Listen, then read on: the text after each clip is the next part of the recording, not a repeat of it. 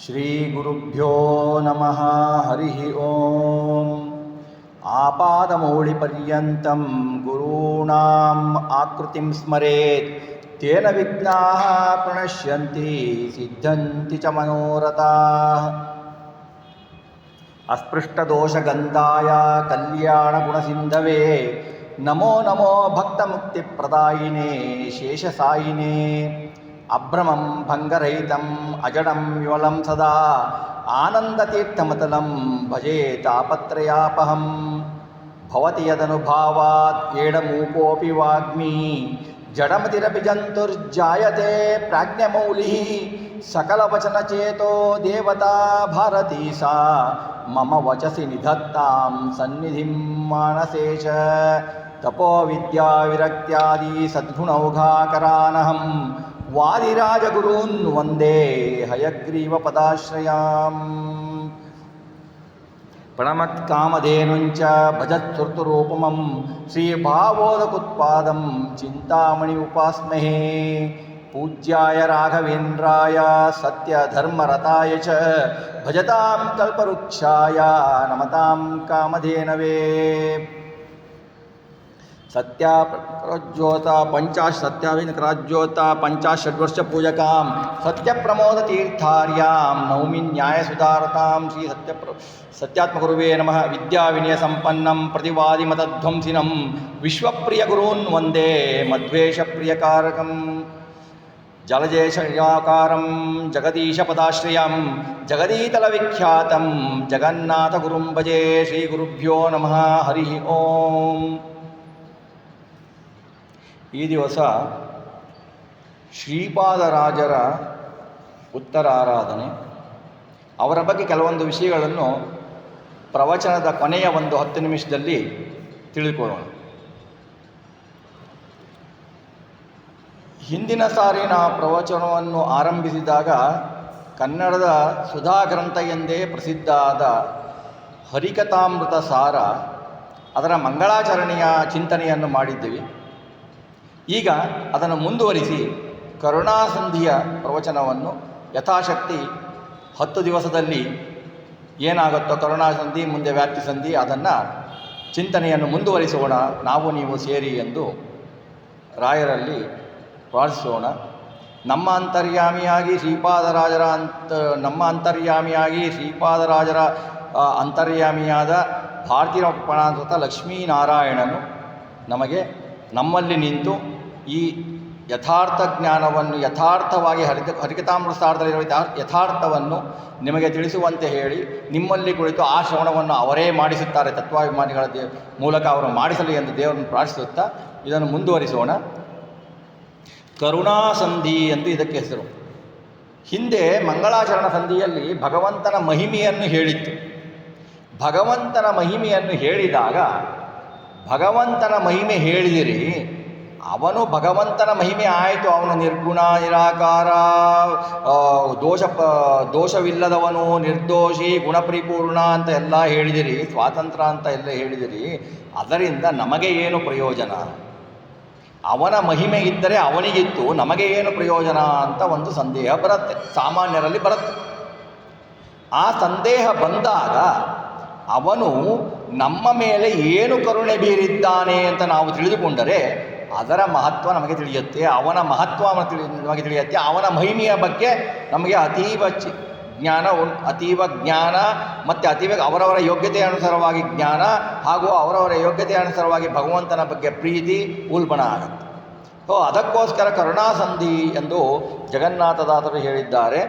ಇದರಲ್ಲಿ ಮೊದಲನೆಯ ಪದ್ಯ ಶ್ರವಣ ಮನಕಾನಂದವೀವುದು ಭವಜನಿತ ದುಃಖಗಳ ಕಳೆವುದು ವಿವಿಧ ಭೋಗಗಳ ಇಹಪರಂಗಳಲ್ಲಿ ಇತ್ತು ಸಲಹುವುದು ಭುವನ ಪಾವನ ನೆನಿಪ ಲಕ್ಷ್ಮೀಧವನ ಮಂಗಳ ಕಥೆಯ ಪರಮೋತ್ಸವದಿ ಕಿವಿಗೊಟ್ಟಾಲಿಪುದು ಭೂಸುರರು ದಿನದಿ. ಶ್ರವಣ ಮನಕಾನಂದವೀವುದು ಭವಜನಿತ ದುಃಖಗಳ ಕಳೆವುದು. ನಾವು ಸಾಮಾನ್ಯವಾಗಿ ಅರ್ಥ ನೋಡಬೇಕು ಅಂದಾಗ ಹರಿಕಥೆಯನ್ನು ಕೇಳಿ ಕೇಳಿ ಕೇಳಿ ಕೇಳಿ ಕೇಳಿದಾಗ ಹರಿಕಥೆಯ ಶ್ರವಣ ಮನಕ್ಕೆ ಆನಂದವನ್ನು ಕೊಡುತ್ತದೆ. ಆನಂದವನ್ನು ಕೊಟ್ಟು ನಮ್ಮ ಭವಜನಿತ ದುಃಖಗಳನ್ನು ಕಳೆಯುತ್ತದೆ. ಇದು ಮೇಲಿನ ನೋಟದ ಅರ್ಥ. ಶ್ರವಣ ಮನಕಾನಂದವೀವುದು. ಶ್ರವಣ ಅಂದರೆ ಏನು? ಹರಿಕಥೆಯನ್ನು ಕೇಳುತ್ತೇವೆ. ಕಥಾ ಅಂದರೆ ಏನು? ಕಥಾ ಅಂದರೆ ನಾವು ಹಿಂದೆ ಚಿಂತನೆ ಮಾಡಿದ ಹಾಗೆ ನಮ್ಮಲ್ಲಿರುವ ತತ್ವಾಭಿಮಾನಿಗಳ ಅಂತರ್ಯಾಮಿಯಾಗಿ ಭಾರತೀರಮಣ ಮುಖ್ಯ ಪ್ರಾಣನ ಅಂತರ್ಯಾಮಿಯಾಗಿ ಸರ್ವಸ್ವಾತಂತ್ರನಾದ ನಿಖಿಲ ಗುಣಪರಿಪೂರ್ಣನಾದ ಭಗವಂತ ನಮ್ಮಲ್ಲಿರುವ ಇಂದ್ರಿಯಗಳ ಮೂಲಕ ಯಾವ ಯಾವ ಕ್ರಿಯೆಯನ್ನು ಮಾಡಿಸುತ್ತಾನೋ ಆ ಬಿಂಬಾಕ್ರಿಯೆಯ ಧ್ಯಾನವೇ ಶ್ರವಣ.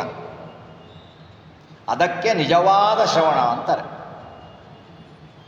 ಈಗ ಆ ಬಿಂಬಾಕ್ರಿಯೆಯ ಅನುಸಂಧಾನ ಎಲ್ಲ ಹಿಂದೆ ನೋಡಿದ್ದೀವಿ. ಈಗ ನಾವು ಏನು ಹೇಳಿದ್ರೆ ಬಿಂಬಾಕ್ರಿಯೆಯ ಅನುಸಂಧಾನ ಆಗತ್ತೆ. ಈಗ ನಮ್ಮ ಬಿಂಬರೂಪಿ ಪರಮಾತ್ಮ, ನಾವು ಶ್ರವಣ ಹೇಗೆ ಮಾಡಬೇಕು? ನಮ್ಮ ಬಿಂಬರೂಪಿ ಪರಮಾತ್ಮ ನಮಗೆ ಈಗ ಕಾಣುವುದಿಲ್ಲ, ಗೋಚರಿಸೋದಿಲ್ಲ. ಆ ಗೋಚರಿಸಬೇಕಲ್ಲಿದ್ದಾಗ ಸ್ವಾಮಿ ಅವನು ಕಾಣುವುದೇ ಇಲ್ಲ ನಮಗೆ, ಅವನ ಚಿಂತನೆ ಹೇಗೆ ನಮಗೆ, ಅವನ ಅನುಭವವೇ ಇಲ್ಲ ಅಂದರೆ, ಒಂದು ಉದಾಹರಣೆ ಅಂದರೆ ಭಗವಂತನ 10 ರೂಪಗಳನ್ನು ತೆಗೆದುಕೊಳ್ಳಿ, ದಶಾವತಾರ ರೂಪಗಳನ್ನು ತೆಗೆದುಕೊಳ್ಳಿ. ದಶಾವತಾರ ರೂಪಗಳಲ್ಲಿ ಭಗವಂತನು ಮಾಡಿದ ಲೀಲೆ, ಭಗವಂತನು ತೋರಿದ ಸಾಹಸ, ಭಗವಂತನು ತೋರಿದ ಕರುಣಾರಸ, ಭಗವಂತನು ತೋರಿದ ದುಷ್ಟ ಶಿಕ್ಷಣ, ಶಿಷ್ಟ ರಕ್ಷಣ, ಇವನ್ನು ಚಿಂತನೆ ಮಾಡಿ ಭಗವಂತನ ಲೀಲೆಗಳನ್ನು ಚಿಂತನೆ ಮಾಡಿ, ಆ ಲೀಲೆಯನ್ನು ಚಿಂತನೆ ಮಾಡಿ ಅಲ್ಲಿರುವ ಹರಿ, ಅಲ್ಲಿರುವ ಕೃಷ್ಣ, ಅಲ್ಲಿರುವ ರಾಮ, ಅಲ್ಲಿರುವ ವಾಮನ, ಪರಶುರಾಮ ಎಲ್ಲರೂ ನೀನು, ನನ್ನ ಬಿಂಬದಲ್ಲಿರುವ ನನ್ನೊಳಗಿರುವ ಬಿಂಬರೂಪಿ ಪರಮಾತ್ಮನೇ ನೀನು ಅಂತ ಅನುಸಂಧಾನ ಆಗಬೇಕು. ಇವೆಲ್ಲ ಲೀಲೆಗಳು ನನ್ನಲ್ಲಿರುವ ಬಿಂಬರೂಪಿ ಪರಮಾತ್ಮನೇ ನಿನಗೂ ಅನ್ವಯವಾಗುತ್ತದೆ. ಅಲ್ಲಿರುವ ಲೀಲೆಗಳನ್ನು ನಮ್ಮಲ್ಲಿರುವ ಬಿಂಬರೂಪಿ ಪರಮಾತ್ಮನಲ್ಲಿ ಅನ್ವಯ ಮಾಡಿದಾಗ ಅದು ಶ್ರವಣ ಅನಿಸುತ್ತದೆ. ನಮಗೆ ಬಿಂಬರೂಪ ಕಾಣೋದಿಲ್ಲ. ಈಗ ಅದಕ್ಕೆ ಕಾಣೋದಿಲ್ಲ ಅಂದಾಗ ನಾವು ದಶಾವತಾರದ ಲೀಲೆಗಳನ್ನು ನಾವು ಕೇಳ್ತೀವಿ. ಆ ಲೀಲೆಗಳನ್ನು ಕೇಳಿದಾಗ, ಆ ಕಥೆಗಳನ್ನು ಕೇಳಿದಾಗ, ಆ ಕಥೆಗಳಲ್ಲಿರುವ ಭಗವಂತನ ಕರುಣೆ, ಭಗವಂತನ ಸಾಹಸ, ಭಗವಂತನ ಭಕ್ತರ ಮೇಲಿರುವ ಅತೀವ ಕರುಣ, ಭಗವಂತನ ಮಹಿಮೆ, ಲೀಲೆಗಳು, ಇವುಗಳನ್ನೆಲ್ಲ ನೀನೇ ನಮ್ಮ ಹೃದಯದಲ್ಲಿ ಇದ್ದೀಯಪ್ಪ, ಹೊರಗಡೆಗಿದ್ದು ಅದನ್ನು ತೋರಿಸ್ತಿದ್ದೀಯಾ ಅಂತ ಅನುಸಂಧಾನ ಮಾಡಿದರೆ ಇದು ನಿಜವಾದ ಶ್ರವಣ. ಈ ಶ್ರವಣವನ್ನು ಮಾಡಿದರೆ ಭವಜನಿತ ದುಃಖಗಳ ಕಳೆಯುವುದು ಅಂತಾರೆ. ಈ ಶ್ರವಣವನ್ನು ಮಾಡಿದಾಗ ಈ ಶ್ರವಣ ಹೇಗೆ ಇರಬೇಕು ಅಂತಂದರೆ ಅದಕ್ಕೆ ಹೇಳ್ತಾರೆ, ತದೈವ ಪುಣ್ಯಂ ರುಚಿರಂ ನವಂ ನವಂ ತದೇವ ಶಶ್ಮನ್ ಮನಸಾ ಮಹೋತ್ಸವಂ ತದೈವ ಶೋಕಾರ್ಣವ ಶೋಷಣಂ ಋಣಾಂ ಯತ್ರೋತ್ತಮ ಶ್ಲೋಕ ಯಶೋನುಗೀಯತೆ ಎಂದು ಭಾಗವತ ದ್ವಾದಶಸ್ಕಂದದಲ್ಲಿ ಇದೆ. ಆ ದ್ವಾದಶಸ್ಕಂದದಲ್ಲಿ ಅದೇನಿದೆ, ಏನು ನಾವು ಕರ್ಮವನ್ನು, ಭಗವಂತನ ರೂಪವನ್ನು ನಾವು ಚಿಂತನೆ ಮಾಡ್ತೀವಿ, ನಾವು ಮಾಡುವ ಪ್ರತಿಯೊಂದು ಕರ್ಮಗಳಲ್ಲೂ ಭಗವಂತನ ರೂಪವನ್ನು ಚಿಂತನೆ ಮಾಡಬೇಕು. ಆ ಕರ್ಮದಲ್ಲಿರುವ ಭಗವಂತನ ರೂಪವನ್ನು ಚಿಂತನೆ ಮಾಡಿದರೆ ಆ ಕರ್ಮ ಅಲ್ಲಿಯೇ ಕ್ಷಯ ಆಗತ್ತೆ. ಆ ಭಗವಂತನ ರೂಪವನ್ನು ನಾವು ಕರ್ಮದಲ್ಲಿರುವ ಆಯಾ ಭಗವಂತನ ರೂಪವನ್ನು ಚಿಂತನೆ ಮಾಡಿದರೆ, ಮಾಡದೇ ನಾವು ಕರ್ಮವನ್ನು ಮಾಡಿದರೆ ಆ ಕರ್ಮ ಅಕ್ಷಯ ಆಗತ್ತೆ. ಒಳ್ಳೆಯ ಕರ್ಮ ಇರಬಹುದು, ಕೆಟ್ಟ ಕರ್ಮ ಇರಬಹುದು. ಆ ಕರ್ಮ ಮಾಡಿದಾಗ ಆ ಭಗವಂತನ ಚಿಂತನೆ ನಮಗೆ ಬರಲಿಲ್ಲ ಅಂದರೆ, ಒಂದು ಒಳ್ಳೆಯ ಕರ್ಮ ಮಾಡಿದಾಗ ಅದರ ಫಲದಿಂದ ಮತ್ತೆ ನಾವು ಸಂಸಾರ ಬಂಧನದಲ್ಲಿ ಸಿಗುತ್ತೀವಿ, ಒಳ್ಳೆಯ ಜನ್ಮ ಬರುತ್ತೆ, ಮತ್ತೆ ಅಲ್ಲಿ ಪಾಪ ಮಾಡ್ತೀವಿ, ಮತ್ತೆ ಅಲ್ಲಿ ಪುಣ್ಯ ಮಾಡ್ತೀವಿ. ಆ ಕರ್ಮದ ನಿರಂತರವಾಗಿ ನಮ್ಮ ಸಂಸಾರದಲ್ಲಿ ಬಂಧಿಸಿರುತ್ತೆ. ಇದು ಯಾರಿಗೆ? ಕರ್ಮದಲ್ಲಿರುವ ಭಗವಂತನ ರೂಪವನ್ನು ಧ್ಯಾನ ಮಾಡದೆ ಕರ್ಮವನ್ನು ಮಾಡಿದವರು. ಒಂದು ಕರ್ಮವನ್ನು ಮಾಡುತ್ತೇವೆ ನಾವು, ಅದರಲ್ಲಿ ಒಂದು ಆಚಮನ ತಗೊಳ್ಳಿ, ಒಂದು ಸಂಧ್ಯಾ ವಂದನೆ ತಗೊಳ್ಳಿ, ಒಂದು ಭಗವತ್ ಪೂಜೆ ತಗೊಳ್ಳಿ, ಅಥವಾ ದೇವರಿಗೆ ಒಂದು ನಮಸ್ಕಾರ ತಗೊಳ್ಳಿ. ನಮಸ್ಕಾರವನ್ನು ಮಾಡುವಾಗ ಭಗವಂತನ ರೂಪವನ್ನು ಚಿಂತನೆ ಮಾಡಿ, ನೀನು ಅಲ್ಲಿದ್ದೀಯ ಪರಮಾತ್ಮ, ನೀನು ಸರ್ವ ಸ್ವತಂತ್ರ, ನೀನು ನನ್ನಲ್ಲಿದ್ದು ನಿನ್ನ ಪೂಜೆಯನ್ನು ನೀನೇ ಮಾಡಿ ನನ್ನ ಹತ್ರ ಮಾಡಿಸುತ್ತಿದ್ದೀಯಾ, ನೀನು ಹೊರಗಡೆ ನಿಂತು ಆ ರೂಪದಿಂದ ನನ್ನ ಪೂಜೆಯನ್ನು ತೆಗೆದುಕೊಳ್ಳುತ್ತಿದ್ದೀಯಾ ಅಂತ ಅನುಸಂಧಾನ ಬಂದರೆ ನಮಗೆ ಆ ಮಾಡಿದ ಪುಣ್ಯ ಅಲ್ಲಿ ಸಿಗುತ್ತದೆ, ಆ ಕರ್ಮ ಅಲ್ಲಿ ಕ್ಷಯ ಆಗುತ್ತದೆ. ಆಗುತ್ತದೆ. ಆ ಕರ್ಮದಿಂದ ಮತ್ತೆ ಮುಂದೆ ಜನ್ಮಗಳು ನಮಗೆ ಬರುವುದಿಲ್ಲ. ನಾವು ಬೇರೆ ಕರ್ಮ ಮಾಡ್ತೀವಿ, ಅದರಿಂದ ಬರುತ್ತೆ, ಬೇರೆ ಪ್ರಶ್ನೆ. ಆ ಬೇರೆ ಕರ್ಮವನ್ನು ಮಾಡಿದ ಎಲ್ಲ ಕರ್ಮಗಳನ್ನು ನಾವು ಆಯಾ ಕರ್ಮರೂಪಗಳನ್ನು ತಿಳಿಸುವ, ಆಯಾ ಕರ್ಮರೂಪಗಳನ್ನು ಚಿಂತಿಸುವ ಶಕ್ತಿ ನಮಗಿರಲ್ಲ. ಆಯಾ ಕರ್ಮದ ರೂಪದಲ್ಲಿಯೇ ನೀನಿದ್ದೀಯಾ ಅಂತ ಚಿಂತನೆ ಮಾಡಿ ಭಗವಂತನ ಮುಂದೆ ಅಂತಹ ಚಿಂತನೆಗಳನ್ನು ಕೊಟ್ಟು ನಮಗೆ ಒಳ್ಳೆಯ ಮೋಕ್ಷದ ಹಾದಿಯನ್ನು ತೋರಿಸ್ತಾನೆ. ಹೀಗೆ ಕರ್ಮಗಳನ್ನು ಕ್ಷಯ ಮಾಡಿಕೊಳ್ಳುವುದು ಆ ಭಗವಂತನ ರೂಪದ ಚಿಂತನೆ, ಕರ್ಮಗತ ಕರ್ಮರೂಪ ಭಗವಂತನ ಚಿಂತನೆ. ಆ ಚಿಂತನೆಯೇ ಭೋಗ, ಆ ಚಿಂತನೆಯೇ ಭೋಗ. ಆ ಭೋಗವನ್ನು ನಮಗೆ ಏನು ಮಾಡ್ತಾನೆ ಅವನು? ಭವಜನಿತ ದುಃಖಗಳನ್ನು ಕಳೀತಾನೆ. ಅಂತಂದರೆ ಈಗ ನಾವು ಒಂದು ಒಳ್ಳೆ ಕರ್ಮ ಮಾಡಿದ್ವಿ, ಆವಾಗ ಇರುವ ಭವಜನಿತ ದುಃಖ ಕಳಿಯೋದು ಹೇಗಪ್ಪ ಅಂದರೆ, ಆ ಕರ್ಮ ನಾವು ಒಳ್ಳೆ ಕರ್ಮ ಕೆಟ್ಟ ಕರ್ಮ ನಮಗೆ ಮಾಡ್ತೀವಲ್ಲ, ಆ ಕರ್ಮದ ದುಃಖಗಳನ್ನು ನಾವು ಹೇಗೆ ಕಳ್ಕೊಳ್ತೀವಿ ಅಂದರೆ, ಆ ಭಗವಂತನ ಆಯಾ ರೂಪಗಳನ್ನು ಚಿಂತನೆ ಮಾಡಿದಾಗ ನಮಗೆ ಆ ದುಃಖ ನಿವಾರಣೆ ಆಗುತ್ತದೆ. ಅದೇ ಭವಜನಿತ ದುಃಖಗಳ ಕಳೆಯುವುದು. ವಿವಿಧ ಭೋಗಗಳ ಇಹಪರಂಗಳಲ್ಲಿ ಇತ್ತು ಸಲಹುವುದು ಅಂದರೆ, ಇಹದಲ್ಲಿ ವಿವಿಧ ಭೋಗಗಳನ್ನು ಕೊಡ್ತಾನೆ, ನಮ್ಮ ಕರ್ಮಾನುಸಾರವಾಗಿ ವಿವಿಧ ಭೋಗಗಳನ್ನು ಕೊಡ್ತಾನೆ, ಆ ಭೋಗಗಳ ರೂಪಗಳ ಚಿಂತನೆಯನ್ನು ಕೊಡ್ತಾನೆ. ಆ ಭೋಗಗಳ ರೂಪಗಳ ಚಿಂತನೆಯನ್ನು ಮಾಡಿದಾಗ ನಮಗೆ ಆನಂದ ಆಗುತ್ತದೆ. ನಮಗೆ ಎಂತಹ ದುಃಖ ಇದ್ದರೂ ಆ ದುಃಖದಲ್ಲಿ ಭಗವಂತನ ರೂಪಗಳು, ಇದು ಜ್ಞಾನಿಗಳಿಗೆ ಮಾತ್ರ ಸಾಧ್ಯ, ಬಹಳ ಜ್ಞಾನಿಗಳಿಗೆ, ಉತ್ತಮ ಜ್ಞಾನಿಗಳಿಗೆ ಸಾಧ್ಯ. ನಾವು ಆದಷ್ಟು ಒಂದು ಕರ್ಮದಲ್ಲಿ ಅಭ್ಯಾಸ ಮಾಡಿಕೊಂಡ್ರೂ ನಮಗೆ ಮುಂದೆ ಭಗವಂತ ಅದನ್ನು ಕರುಣಿಸ್ತಾನೆ. ಆ ತರಹ ನಾವು ಆ ಭಗವಂತನ ರೂಪವನ್ನು ಚಿಂತನೆ ಮಾಡಿ ಕರ್ಮದಲ್ಲಿ ಚಿಂತನೆ ಮಾಡಿದಾಗ ವಿವಿಧ ಭೋಗಗಳು, ಅದೇ ವಿವಿಧ ಭೋಗಗಳು ಇಹದಲ್ಲಿ ಕೊಡ್ತಾನೆ. ಪರದಲ್ಲಿ ಹೋದಾಗನೂ ನಾವು ಆ ಕರ್ಮಗತ ರೂಪಗಳನ್ನು ಚಿಂತನೆ ಮಾಡಿದಾಗ ಪರದಲ್ಲಿಯೂ ಆನಂದ ಕೊಡ್ತಾನೆ. ಅದೇ ವಿವಿಧ ಭೋಗಗಳ ಇಹಪರಂಗಳಲ್ಲಿ ಇತ್ತು ಸಲಹುವುದು ಅನ್ನೋದರಲ್ಲಿ ಸೂಕ್ಷ್ಮ ಅರ್ಥ ಅದು. ಆ ತರಹ ಅನುಸಂಧಾನ ಮಾಡಬೇಕು. ಭುವನ ಪಾವನ ನೆನಿಪ ಲಕ್ಷ್ಮೀಧವನ, ಇಡೀ ಭುವನಕ್ಕೆ ಪಾವನ ಅವನು, ಅಂತಹ ಲಕ್ಷ್ಮಿಗೆ ಒಡೆಯ ಅವನು. ಅವನ ಮಂಗಳ ಕಥೆಯ ಅಂದರೆ ಪಾಪವನ್ನು ಓಡಿಸುವ ಕಥೆಯನ್ನು ಪರಮೋತ್ಸವದಿ ಕಿವಿಗೊಟ್ಟಾಲಿಪುದು. ಪರಮೋತ್ಸವದಿ ಕಿವಿಗೊಟ್ಟಾಲಿಪುದು ಅಂತಂದರೆ, ಪರಮೋತ್ಸವ ನಮಗೆ ಯಾವುದೇ ಪರಮೋತ್ಸವ ಬರಬೇಕು ಅಂತಂದರೆ, ನಮಗೆ ಯಾವುದೇ ಕಾರ್ಯದಲ್ಲಿ ಬಹಳ ಉತ್ಸಾಹ ಬರಬೇಕು ಅಂತಂದರೆ ನಾವು ಏನು ಮಾಡಬೇಕು? ಪ್ರವಾಹವಾಯುವನ್ನು ನೆನೆಸಿಕೊಳ್ಳಬೇಕು. ಪ್ರವಾಹವಾಯುವಿನ ಅನುಸಂಧಾನ ಮಾಡಿಕೊಂಡರೆ ಪರಮ ಉತ್ಸಾಹ ಬರುತ್ತದೆ ಭಗವತ್ ಕಾರ್ಯದಲ್ಲಿ. ಅವನ ಕರುಣೆ ಇಲ್ಲ ಅಂದರೆ ಬರಲ್ಲ. ಪ್ರವಾಹವಾಯುವಿನ ಕರುಣೆ ಬೇಕು. ಪ್ರವಾಹವಾಯುವಿನ ಅಂತರ್ಗತ ಭಾರತೀಯ ಕೃಪಾಣ ಅಂತರ್ಗತ ಶ್ರೀರಾಮದೇವರು ಕೊಡ್ತಾನೆ. ಆ ತರಹ ನಾವು ಭಗವಂತನ ಬಗ್ಗೆ ಉತ್ಸವವನ್ನು ತಗೊಳ್ಬೇಕು. ಪರಮೋತ್ಸವದಿ ಅಂದರೆ ಬಹಳ ಉತ್ಸಾಹದಿಂದ ಮಾಡಬೇಕು ಅಂದಾಗ ಅದನ್ನು ನಾವು ಪ್ರವಾಹವಾಯುವಿನ ಮುಖಾಂತರ ಮಾಡಬೇಕಾಗುತ್ತದೆ.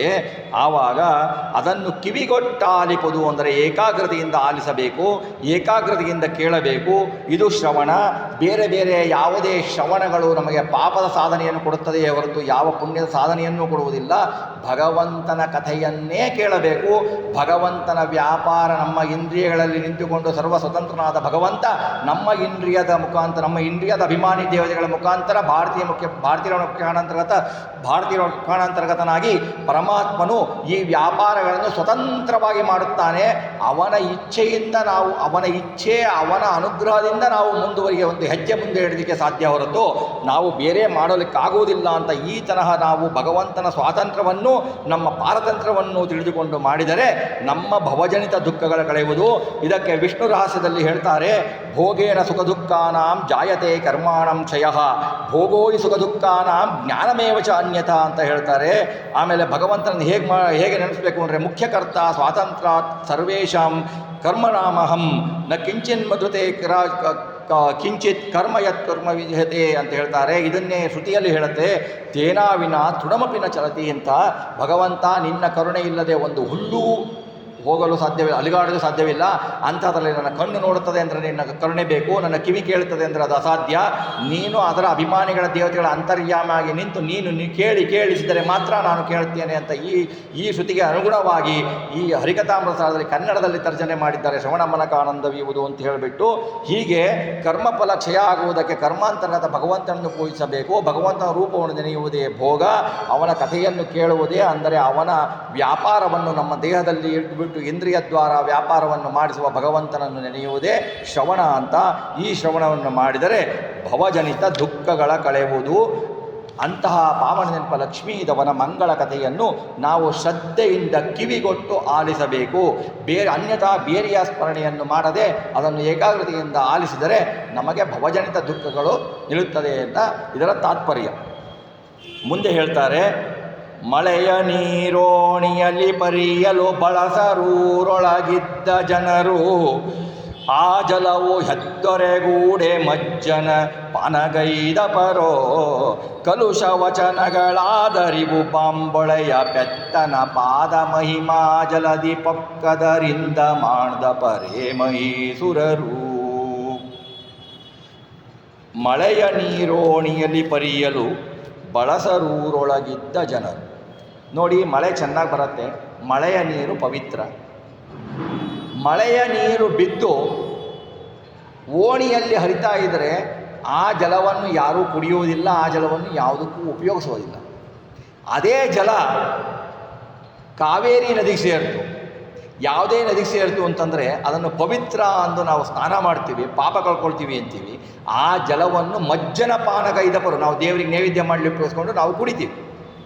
ಮಳೆಯ ನೀರೋಣಿಯಲ್ಲಿ ಪರಿಯಲು ಬಳಸರೂರೊಳಗಿದ್ದ ಜನರು ಆ ಜಲವು ಹೆತ್ತರೆಗೂಡೆ ಮಜ್ಜನ ಪಾನಗೈದಪರು. ಇದು ಒಂದು ಮೇಲ್ಮೈ ಅರ್ಥ. ಕಲುಷ ವಚನಗಳಾದರಿವು ಬಾಂಬಳೆಯ ಪೆತ್ತನ ಪಾದ ಮಹಿಮಾ ಜಲದಿ ಪಕ್ಕದರಿಂದ ಮಾಡ್ದ ಪರೇ ಮಹೀಸುರರು. ಇದು ಅವರು ಹೇಳ್ತಾರೆ, ಜಗನ್ನಾಥ ದಾಸರು ಅವರು ಸಂಸ್ಕೃತದಲ್ಲಿ ಮಹಾಪಂಡಿತರು. ದಾಸರಾಗೋಕ್ಕಿಂತ ಮುಂಚೆ, ಅವರು ಜಗನ್ನಾಥ ದಾಸರಾಗೋಕ್ಕಿಂತ ಮುಂಚೆ ಅವರು ಮಹಾಪಂಡಿತರು. ಅವರು ಹೇಳ್ತಾರೆ, ಸಂಸ್ಕೃತ ಭಾಷೆ ದೇವಭಾಷೆ, ಸಂಸ್ಕೃತ ಭಾಷೆ ವಿಕಾರರಹಿತ ಭಾಷೆ. ಬೇರೆ ಭಾಷೆಗಳೆಲ್ಲವೂ ವಿಕಾರ ಭಾಷೆಗಳು, ಸಂಸ್ಕೃತದಿಂದ ವಿಕಾರ ಉಂಟಾದವುಗಳು.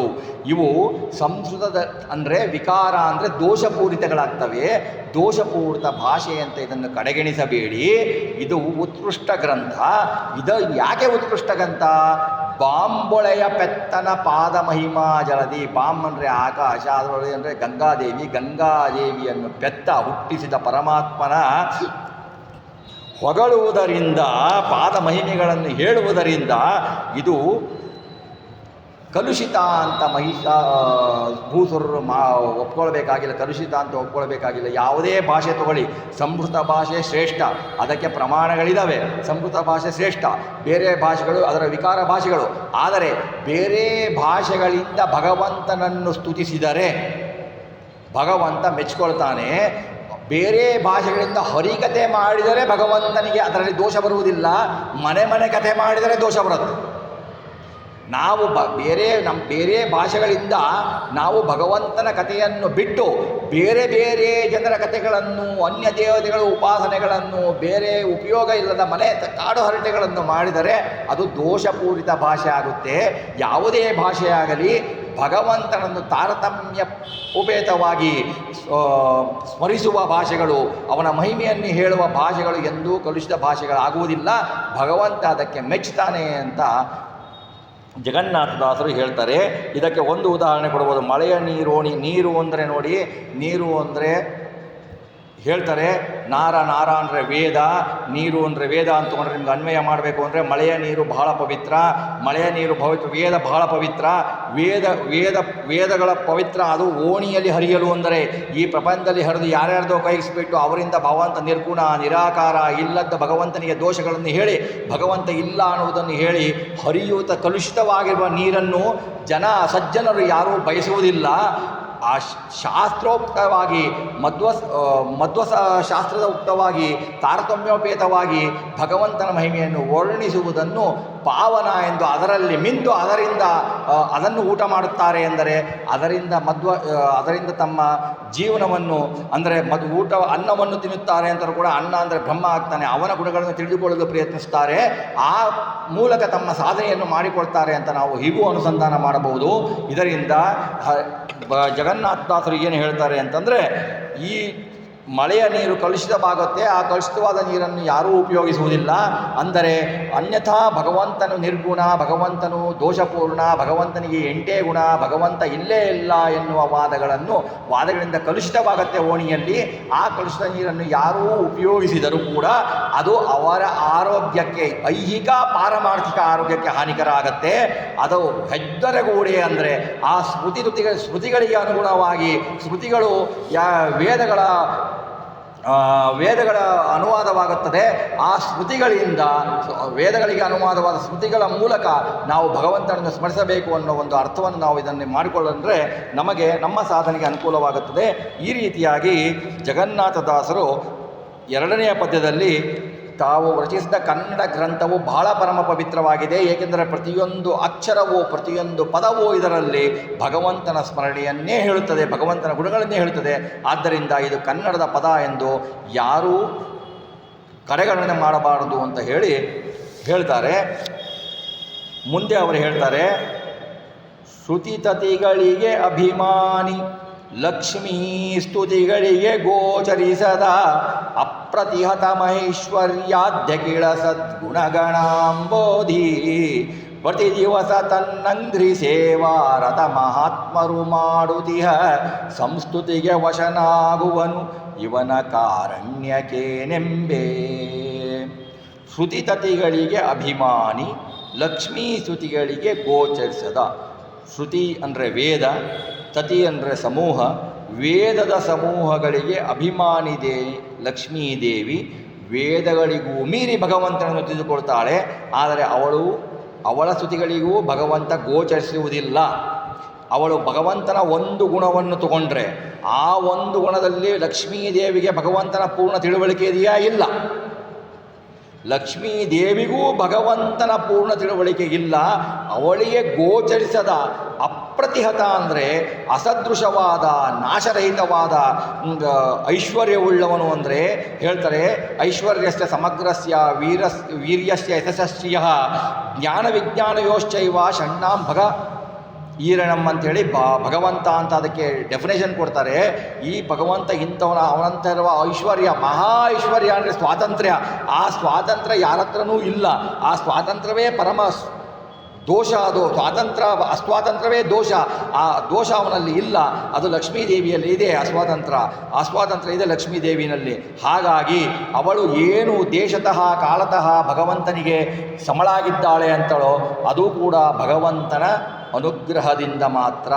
ಅವಳು ಭಗವಂತನ ಅನುಗ್ರಹದಿಂದ ಭಗವಂತನ ಗುಣಗಳನ್ನು ಪೂರ್ತಿಯಾಗಿ ತಿಳಿದುಕೊಳ್ಳುತ್ತೇನೆ ಎಂದರೆ ಅವಳ ಕೈಯಲ್ಲೂ ಸಾಧ್ಯ ಇಲ್ಲ. ಅಂತಹ ಐಶ್ವರ್ಯವುಳ್ಳವನು ತನ್ನಂಗ್ರಿ ಸೇವಾರತ ಮಹಾತ್ಮರು ಮಾಡುತ್ತೀಯ ಅಂದರೆ ತನ್ನ ಪಾದ ಸೇವೆಯನ್ನು ಮಾಡುತ್ತಿರುವ ಮಹಾತ್ಮರು ಮಾಡುತ್ತೀಯ ಸಂಸ್ತುತಿಗೆ. ಸ್ತುತಿ ಅಂದರೆ ಸ್ತೋತ್ರ, ಸಂಸ್ತುತಿ ಅಂದರೆ ಸಮ್ಯಕ್ ಸ್ತೋತ್ರ. ಸಮ್ಯಕ್ ಸ್ತೋತ್ರ ಅಂದರೆ ಭಗವಂತನು ನಮ್ಮಲ್ಲಿ ನಿಂತುಕೊಂಡು ನಮ್ಮ ಇಂದ್ರಿಯಾದ್ವಾರ ಸಕಲ ವ್ಯಾಪಾರಗಳನ್ನು ಮಾಡಿಸುತ್ತೀಯ. ಭಗವಂತ ನೀನು ಸರ್ವಸ್ವತಂತ್ರ, ನಾನು ಅಸ್ವತಂತ್ರ, ನಿನ್ನ ಇಚ್ಛೆಯಿಂದ ನಾನು ನಡೆಯುತ್ತಿದ್ದೇನೆ. ಇದು ಭಗವಂತನ ಸ್ತುತಿ. ಇಂತಹ ಸ್ತುತಿ ಮಾಡುವವರಿಗೆ ಭಗವಂತ ವಶನಾಗುತ್ತಾನೆ ಅಂದರೆ ನಮ್ಮ ಅಧೀನ ಆಗುವುದಿಲ್ಲ. ಅಂತಹ ಕರುಣೆಗೆ ವಶನಾಗುವನಂತೆ ತೋರುತ್ತಾನೆ. ನಾವು ಅನುಗ್ರಹ ಮಾಡಿ ನಮ್ಮನ್ನು ರಕ್ಷಿಸುತ್ತಾನೆ ಅಂತ ಇದರ ಅರ್ಥ.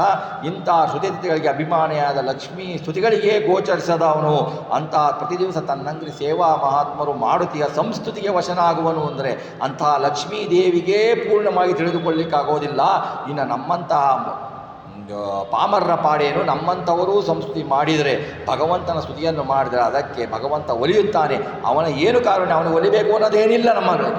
ನಮ್ಮಲ್ಲಿ ದೋಷವೇ ಜಾಸ್ತಿ. ಆ ಥರ ಇರುವಾಗ, ನಮ್ಮಲ್ಲಿ ಆ ದೋಷ ಇರುವಾಗ ಅವನು ಭಗವಂತ ನಮ್ಮ ದೋಷಗಳನ್ನು ಕಡೆಗೆಣಿಸಿ ನಮ್ಮಲ್ಲಿರುವ ಯಕಶ್ಚಿತ್ ಯಾವ ಪುಣ್ಯವೋ ಆ ಪುಣ್ಯವೂ ಭಗವಂತನ ಕರುಣೆಯಿಂದಲೇ ಬಂದಿದ್ದು. ಆ ಕರುಣೆಯಿಂದ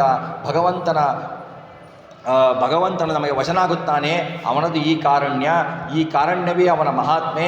ಈ ಕಾರುಣ್ಯವನ್ನು ನಮ್ಮಲ್ಲಿ ತೋರುವುದರಿಂದ ಭಗವಂತನ ಮಹಿಮೆಯನ್ನು ನಾವು ಹೇಳಬೇಕು ಅಂತ ಜಗನ್ನಾಥದಾಸರು ಹೇಳುತ್ತಾರೆ. ಮುಂದಿನ ವಚನದಲ್ಲಿ ಹೇಳುತ್ತಾರೆ, ಮನವಚನಕ್ಕೆ ಅತಿ ದೂರ ನೆನೆವರನು ಅನುಸರಿಸಿ ತಿರುಗುವನು ಜಾಹ್ನವಿ ಜನಕ ಜನರೊಳಗಿದ್ದು ಚರಿಸುವ ಜಗದುದರ ತಾನು ಘನ ಮಹಿಮ ಗಾಂಗೇಯನುತ ಗಾಯನವ ಕೇಳುತ್ತ ಗಗನಚರ ವಾಹನ ದಿವವು ಕಸರೊಡನೆ ತಿರುಗುವ ಮನೆಗಳಲ್ಲಿ. ಮನವಚನಕ್ಕೆ ಅತಿ ದೂರ ತಿರುಗುವ. ಯಥೋ ವಾಚೋ ನಿವರ್ತಂತೆ ಅಪ್ರಾಪ್ಯ ಮನಸಾ ಸಹ ಅಂತ ಶ್ರುತಿ ಹೇಳುತ್ತೆ. ಅವನನ್ನು ನಾವು ಯಾವ ರೀತಿಯಲ್ಲಿಯೂ ಹೇಳಲಿಕ್ಕೆ ಸಾಧ್ಯ ಇಲ್ಲ, ಮನಸ್ಸಿನಿಂದಲೂ ಅವನಿಂದ ತಿಳಿದುಕೊಳ್ಳಲಿಕ್ಕೆ ಸಾಧ್ಯ ಇಲ್ಲ. ಅಂತಹ ವೇದ ಹಂಗೆ ಹೇಳುತ್ತೆ, ಭಗವಂತನ ಮಹಿಮೆ ಹೇಳುತ್ತೆ. ಆ ಪ್ರಕಾರವಾಗಿ ಭಗವಂತ ಮನವಚನಕ್ಕೆ ಅತಿ ದೂರನಿರ್ತಾನೆ. ಅವನನ್ನು ನೆನೆವವರನ್ನು ಅನುಸರಿಸಿ ತಿರುಗುವನು. ಅಂದರೆ ನನ್ನನ್ನು ಅನುಸರಿಸಿ ಹೇಗೆ ತಿಳಿಬೇಕು? ನಾನು ಹೇಳಿದ ರೀತಿಯಲ್ಲಿ ನನ್ನನ್ನು ಅನುಸರಿಸುವುದಕ್ಕೂ. ಅಂದರೆ ವೇದಗಳ ಮಾತುಗಳು ಅಂದರೆ ಭಗವಂತನ ಮಾತುಗಳು, ಅದರಲ್ಲಿ ಹೇಳಿದ ಪ್ರಕಾರ ನನ್ನನ್ನು ಅನುಸರಿಸಬೇಕು. ಅಂತಹ ಅನುಸರಿಸುವವರನ್ನ ಅನುಸರಿಸಿ ನಾನು ತಿರುಗುತ್ತೇನೆ ಅಂತ ಹೇಳ್ತಾನೆ. ಭಗವಂತ ಯಾವಾಗಲೂ ನಮ್ಮ ವಿಮುಖವಾಗಿ ಹೋಗ್ತಾ ಇರ್ತಾನೆ. ಅವನನ್ನು ನಾವು ನಮ್ಮ ಕಡೆಗೆ ಕರೆದುಕೊಳ್ಳಬೇಕು ಅಂದರೆ ನಾವು ಸ್ತೋತ್ರ ಮಾಡಬೇಕು. ಅವನು ಹೇಳಿದಂತೆ ವೇದಗಳ ಮಾಡಿದಂತೆ ಅವನನ್ನು ಆರಾಧಿಸಬೇಕು. ಆ ಭಗವಂತ ನಮ್ಮ ಕಡೆ ತಿರುಗುವ ಹಾಗೆ ನಾವು ಮಾಡಲಿಕ್ಕೆ ಇವೆಲ್ಲ ಪ್ರಯತ್ನ. ಭಗವಂತ ನೀನು ಪ್ರೋತ್ಸಾಹ ಮಾಡಿಬಿಟ್ಟೆ ನಾನು ಬಂದ್ಬಿಡ್ತೀನಿ ಅಂತಲ್ಲ, ಅವನು ತಿರುಗಬೇಕು ಅಂದಾಗ ನಾವೆಲ್ಲ ಈ ಪ್ರಕಾರವಾಗಿ ಭಗವಂತನ ಚಿಂತನೆಯನ್ನು ಮಾಡಬೇಕಾಗುತ್ತದೆ. ಅದಕ್ಕೆ ಹೇಳ್ತಾರೆ, ಅದನ್ನು ಇನ್ನೊಂದು ಸಾರಿ ಹೇಳ್ತಾರೆ ಅಂತಂದರೆ, ಮನವಚನಕ್ಕೆ ಅತಿ ದೂರ ನೆನೆವರನ್ನು ಅನುಸರಿಸಿ ತಿರುಗುವನು ಜಾಹ್ನವಿ ಜನಕ ಗಂಗೆಯ ಜನಕ, ಜನರೊಳಗಿದ್ದು ಜನಿಸುವ ಜಗದುದರ ತಾನು. ಜಗತ್ತಿನಲ್ಲೇ ಹಿಂದೆ ಇರುವ ಬ್ರಹ್ಮಾಂಡಗಳು, ಮುಂದೆ ಬರುವ ಬ್ರಹ್ಮಾಂಡಗಳು, ಈಗ ಇರುವ ವರ್ತಮಾನದಲ್ಲಿರುವ ಎಲ್ಲವನ್ನೂ ತನ್ನ ಉದರದಲ್ಲಿ ಇರಿಸಿಕೊಂಡು ಹೋದ ಭಗವಂತ ನಮ್ಮೊಳಗಿದ್ದು ಜನಿಸುವ ಅಂತ ಹೇಳ್ತಾರೆ. ಜನಿಸುವ ಅಂದರೆ ಜನರೊಳಗಿದ್ದು ಜನಿಸುವ ಅಂತ ಹೇಳ್ತಾರೆ.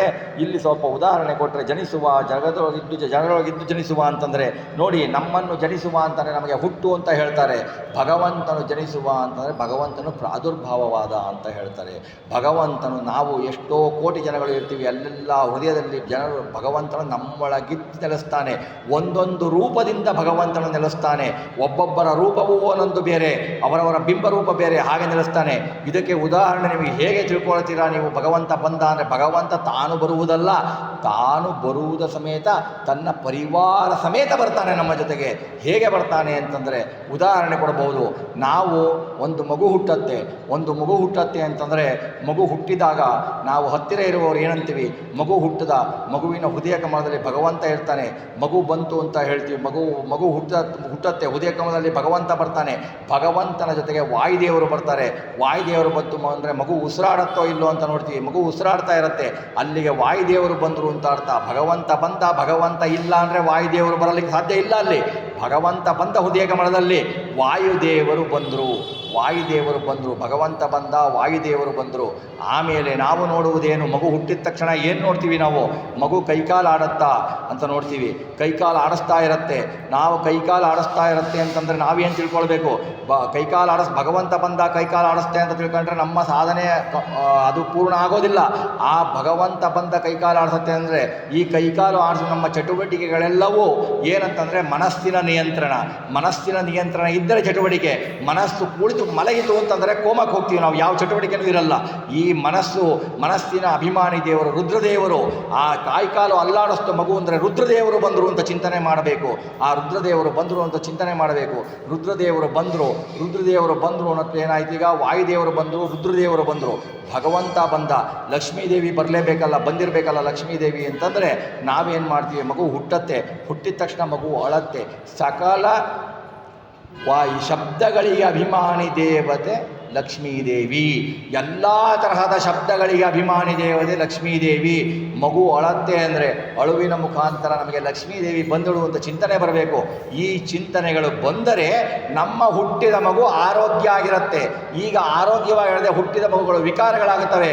ಹುಟ್ಟಿದ ಮಕ್ಕಳುಗಳು ಒಳ್ಳೆಯ ಸಂಸ್ಕಾರವನ್ನು ಪಡೆಯುವುದಿಲ್ಲ. ಯಾಕೆ ಅಂದರೆ ಜನಿಸಿದ ಆ ಮಗುವನ್ನು ಹುಟ್ಟಿಸಿದ ನಮಗೆ ಆ ಚಿಂತನೆಯೇ ಇರೋದಿಲ್ಲ. ಆ ಚಿಂತನೆ ಇರಲ್ಲ.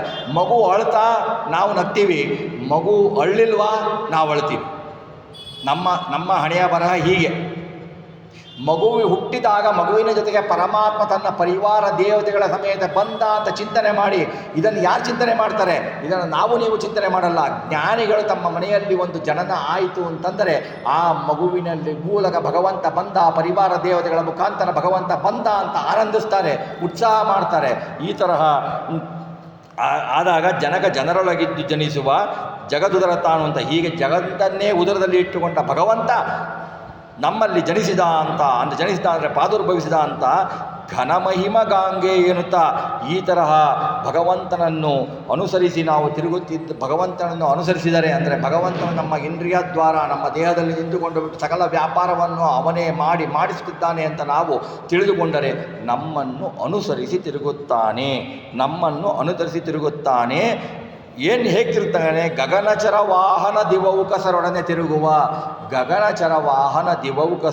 ತಿರುಗುವ ಮನೆಗಳಲ್ಲಿ ಗಗನಚರ ವಾಹನನಾಗಿರ್ತಾನೆ. ಗಗನಚರ ವಾಹನ ಅಂದರೆ ಗರುಡದೇವರು ಅಷ್ಟೇ ಅಲ್ಲ, ಬ್ರಹ್ಮದೇವರು ಆಗ್ತಾರೆ. ಮನೆಗಳಲ್ಲಿ ಅಂದರೆ 4 ಮನೆಗಳು. 4 ಮನೆಗಳಲ್ಲಿ ಅಂದರೆ ಒಂದು ಸಾಮಾನ್ಯ ಅರ್ಥ ಮಾಡ್ಬೋದು. ಈ ತರಹ ಸಂಸ್ಕೃತಿ ಮಾಡಿದವರಿಗೆ ಅವರ ಮನೆಗಳಲ್ಲಿ ದೇವರು ಗರುಡ ವಾಹನನಾಗಿ ತಿರುಗ್ತಾನೆ ಅಂತ ಒಂದು ಸಾಮಾನ್ಯ ಅರ್ಥ ಮಾಡ್ಬೋದು ನಾವು.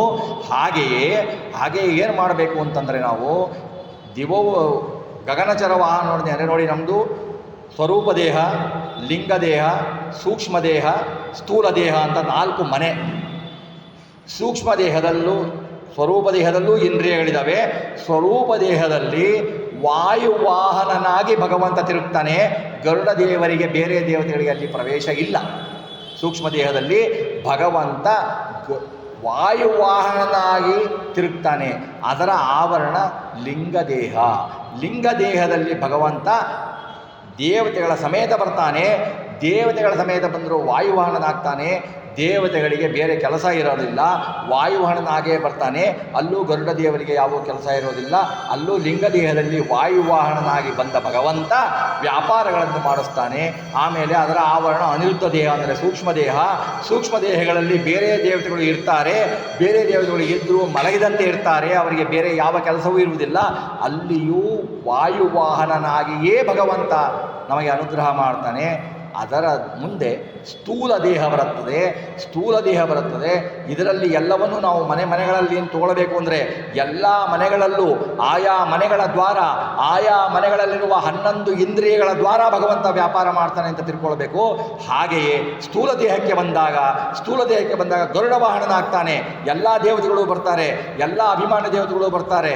ಎಲ್ಲ ಅಭಿಮಾನಿ ದೇವತೆಗಳು ಬಂದುಬಿಟ್ಟು ಆಯಾ ಇಂದ್ರಿಯಗಳ ವ್ಯಾಪಾರವನ್ನು ಮಾಡಿಸ್ತಾರೆ. ಭಗವಂತನೇ ಅವರ ಮೂಲಕ ಮಾಡಿಸ್ತಾನೆ. ಆ ಮೂಲಕ ಅದನ್ನು ನಾವು ತಿಳ್ಕೊಳ್ಬೇಕು. ಆಗ ಬಂದಾಗ ಆಯಾ ಇಂದ್ರಿಯ ದೇವತೆಗಳು ಇರ್ತಾರಲ್ಲ, ಅವರ ಅಂತರ್ಯಾಮಿಯ ಭಾರತೀಯ ಮುಖ್ಯ ಪ್ರಾಣಾಂತರ ಗರುಡ ವಾಹನ ಪರಮಾತ್ಮ ತನ್ನ ವ್ಯಾಪಾರವನ್ನು ಮಾಡಿಸ್ತಾನೆ. ಈ 4 ಮನೆಗಳಲ್ಲಿ ನಮ್ಮ ಸ್ಥೂಲ ದೇಹ ಎಂಬುದು ಒಂದು ಮನೆ. ಇದರಲ್ಲಿ ಸಣ್ಣ ಮನೆಗಳು 11 ಇಂದ್ರಿಯಗಳು. ಆ ಇಂದ್ರಿಯಗಳ ದ್ವಾರ ಎಲ್ಲ ವ್ಯಾಪಾರವನ್ನು ಭಗವಂತ ಮಾಡಿಸ್ತಾನೆ ಅಂತ ನಾವು ತಿಳ್ಕೊಳ್ಬೇಕು.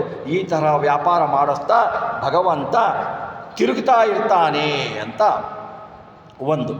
ಆಮೇಲೆ ತಿರುಗ್ತಾ ಸ್ಥೂಲ ದೇಹದಲ್ಲಿ ಏನಾಗುತ್ತೆ, ಈ ಕಡೆ ಬಲಗಡೆ 36,000 ನಾಡಿಗಳು, ಎಡಗಡೆ 36,000 ನಾಡಿಗಳು, 72,000 ನಾಡಿಗಳಲ್ಲಿ ಬೃಹತಿ ಶಾಸ್ತ್ರದಲ್ಲಿ ಬರುತ್ತೆ. ಅದು 72,000 ನಾಡಿಗಳಲ್ಲಿ ಭಗವಂತ ಆಯಾ ರೂಪದಿಂದ ಎದ್ದುಬಿಟ್ಟು ಇಂದ್ರಿಯ ದ್ವಾರ ವ್ಯಾಪಾರವನ್ನು ಮಾಡಿಸ್ತಾನೆ ಭಗವಂತ ಅಂತ ನಾವು ತಿಳಿಬೇಕಾಗತ್ತೆ.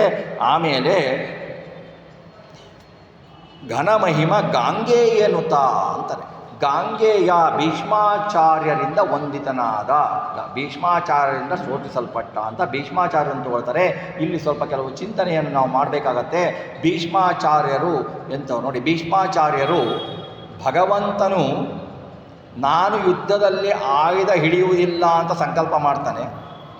ಭೀಷ್ಮಾಚಾರ್ಯರು ಪ್ರತಿಜ್ಞೆ ಮಾಡ್ತಾರೆ, ನಾನು ನಿನಗೆ ಆಯುಧ ಹಿಡಿಸ್ತೇನೆ ಅಂತ ಪ್ರತಿಜ್ಞೆ ಮಾಡ್ತಾರೆ. ಇದು ನೋಡಿದರೆ ನಮಗೆ ಭೀಷ್ಮಾಚಾರ್ಯ ಎಂತಹ ಪ್ರತಿಜ್ಞೆ ಮಾಡಿದರು ಅಂತ ಸ್ವಲ್ಪ ಒಳಹೊಕ್ಕು ನೋಡಿದಾಗ ಭಗವಂತನ ಸಂಕಲ್ಪ ನಾನಾಗೇ ಆಯುಧ ಹಿಡಿಯುವುದಿಲ್ಲ ಅಂತ. ಭೀಷ್ಮಾಚಾರ್ಯರು ಹೇಳಿದ್ದೇನು, ನಾನು ನಿನಗೆ ಆಯುಧ ಹಿಡಿಸುತ್ತೇನೆ ಅಂತ. ಅಂದರೆ ಭಗವಂತನ ಸಂಕಲ್ಪದ ವಿರುದ್ಧ ಭೀಷ್ಮಾಚಾರ್ಯರು ನಡೆದುಕೊಂಡ್ರು. ಅದು ಒಂದನೇ ಪಾಪ ಅವರು ಮಾಡಿದ್ದು. ಎರಡನೆಯದು, ಭಗವಂತನಿಗೆ ಯಾವ ಥರ ಆಯುಧ ಹಿಡಿಸ್ತಾರೆ, ಯಾವ ಥರ ನಾನು ನಿನಗೆ ಬಾಣಗಳನ್ನು ಬಿಟ್ಟು ನಿನ್ನ ಛೇದ ಭೇದ ಮಾಡ್ತೇನೆ. ಭಗವಂತನು ಛೇದ ಭೇದ ವಿವರ್ಜಿತ, ಅವನಿಗೆ ಯಾವುದು ಛೇದ ಇಲ್ಲ, ಭೇದ ಇಲ್ಲ. ಅವನ ಮೈ ಅಪ್ರಾಕೃತ ಶರೀರ, ಅದು ಪ್ರಾಕೃತ ಶರೀರ ಅಲ್ಲ. ಅಂಥವನಿಗೆ ನಾನು ನಿನ್ನ ಮೈಯನ್ನು ಬಾಣವನ್ನು ಬಿಟ್ಟು ರಕ್ತಸಿಕ್ತನನ್ನಾಗಿ ಮಾಡಿ ನಿನ್ನನ್ನು ನಾನು ಬಾಣದಿಂದ ಘಾಸಿ ಮಾಡಿಸ್ತೇನೆ ಎಂದು ಸಂಕಲ್ಪ ಮಾಡ್ತಾರೆ. ಭಗವಂತನ ಗುಣಗಳ ಅವರಿಗೆ ಮರೆವು ಬರುತ್ತವಾಗ.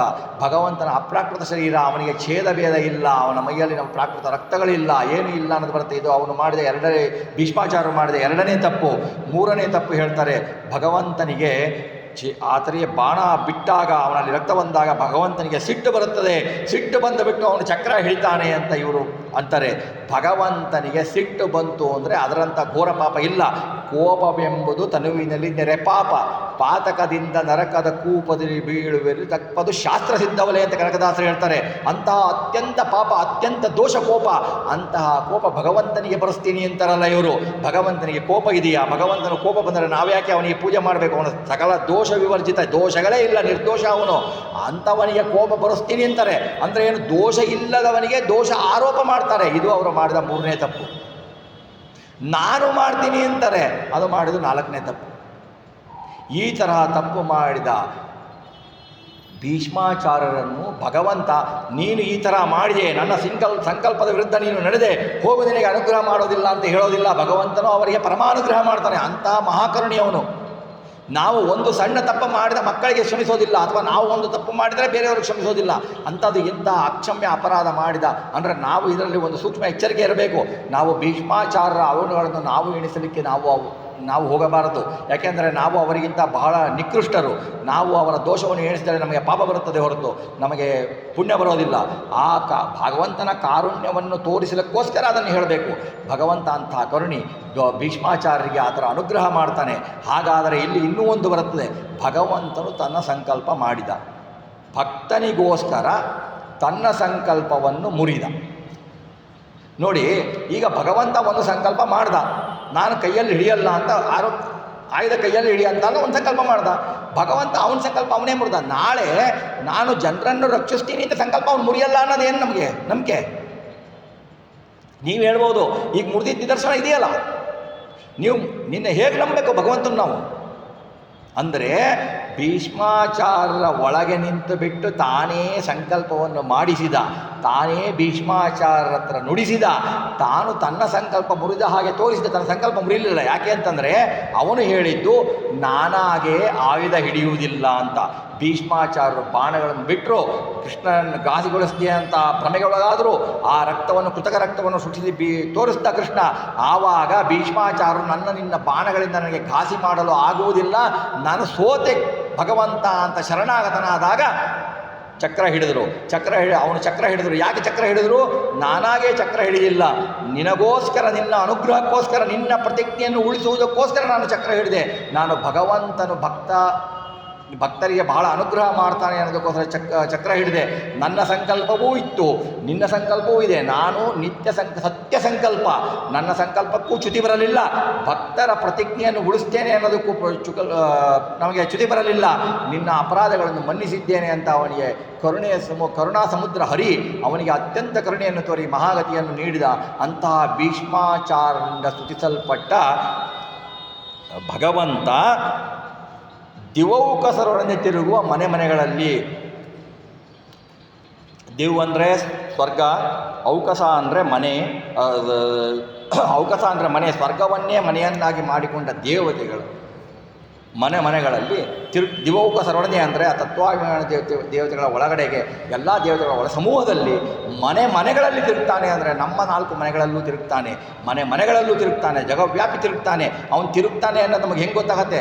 ನಾವು ಸ್ತೋತ್ರ ಮಾಡಲಿಲ್ಲ ಅಂದರೂ ಅವ್ನು ತಿರುಗ್ತಾನೆ ಇರ್ತಾನೆ. ಅವ್ನು ತಿರುಗ್ತಾ ಇಲ್ಲ ಅಂದರೆ ಒಂದು ಹುಲ್ಲು ಅಲ್ಲ. ನಮಗೆ ಏನು ಮಾಡ್ತಾನೆ ಅವನು ಅಂದರೆ, ನಾವು ತಿರುಗ್ತಾನೆ ಅಂತ ನಾವು ಹೇಗೆ ಹೇಳ್ತಾರೆ ದಾಸರು ಇಲ್ಲಿ ಅಂತಂದರೆ, ಅವನು ಆ ವ್ಯಾಪಾರ ಮಾಡಿಸ್ತಾನೆ ಅಂತ ಪ್ರಜ್ಞೆ ನಮ್ಮಲ್ಲಿ ಮೂಡಿಸುವುದೇ ತಿರುಗುವಿಕೆ ಅಂತ ಅರ್ಥ.